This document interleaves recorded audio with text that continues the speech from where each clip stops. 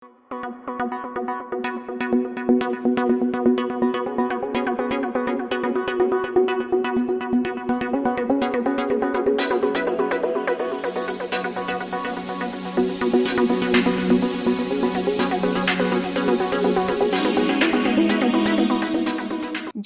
జిల్లా లింగాల గణాపురం మండలం వనపర్తి గ్రామానికి చెందిన కౌడె ఉపేందర్ అనిత దంపతుల కుమార్తె సంహిత అనే 7 సంవత్సరాల బాలిక డెంగీతో మృతి చెందింది.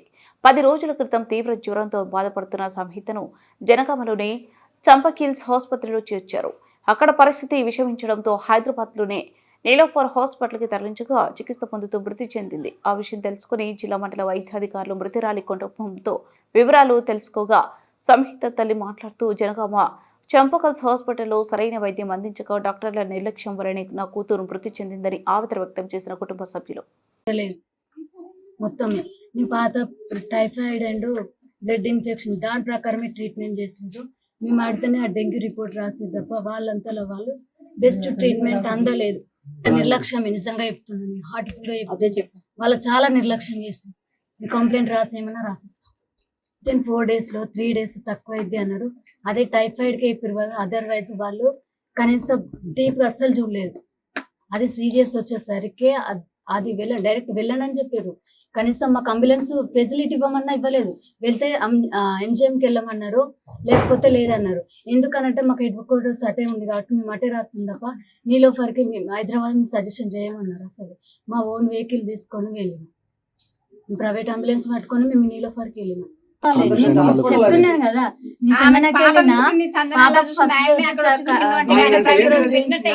ఆ డాక్టర్ నేను చందనకి వెళ్ళేసరికి అదే డాక్టరు, మళ్ళీ నెక్స్ట్ డే వచ్చి మళ్ళీ నేను ఎంసీఎస్ లో అడ్మిట్ అయినా అదే డాక్టరు. నెక్స్ట్ 3 days కి వచ్చిండు. ఆయన ఏదో శిశు రక్షణ చేస్తాడు. ఆయనే ఒక ఆమె వచ్చింది, నేను అక్కడ తీసుకొని వచ్చిన మీ ట్రీట్మెంట్ ఆపేసి నేను అందుకే వచ్చినామని ఆయన శిశు రక్షణ చేస్తాడట. మరి అక్కడ ప్రైవేట్ లో చూసుకునే బదులు ఈ గవర్నమెంట్ సక్కగా చూసుకుంటే వీళ్ళకి ఈ జీతాలు జరిపోవట్లేదా? ప్రైవేట్ లో ట్రీట్మెంట్ అంత కేర్ తీసుకునే బదులు అదే ఇక్కడ తీసుకుంటే నా బిడ్డ బ్రతకపోనా ఈ రోజు ఎక్కువ కొట్టుకుంటుంది. ఏమంటే కంప్లీట్ చేస్తాను. ఆమె షిఫ్ట్ అవుతుంది అన్నమాట. ఇంకా 5 minutes అయితే షిఫ్ట్ అవుతాను.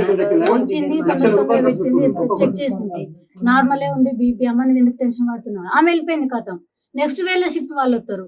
ఈమె కంప్లీట్ చేస్తే 5 minutes కొత్తా 5 minutes వస్తా అని చెప్పారు. ఈమె ఉన్నది. తర్వాత ఇంకొక అబ్బాయి వచ్చిండు, ఈమె ఇట్లా చేస్తుంది, ఎక్కువ వస్తుంది, ఒకసారి చెక్ చేయాలంటే ఆయన పోయి డాక్టర్ని తీసుకొని వచ్చింది. అప్పుడు అయినా నా చేతిలో ఏం లేదన్నాడు. అప్పుడు నేనేం చేయాలి?